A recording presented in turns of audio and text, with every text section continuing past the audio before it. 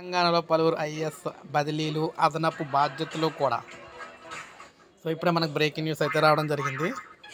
తెలంగాణ ప్రభుత్వం పలువురు ఐఏఎస్ అధికారులను బదిలీ చేసింది.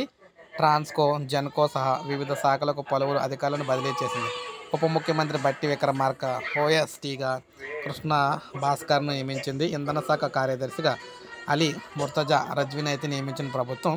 అయితే ట్రాన్స్కో, జెన్కో సీఎండీగాను రిజ్వీకి అదనపు బాధ్యతలు ఇచ్చింది.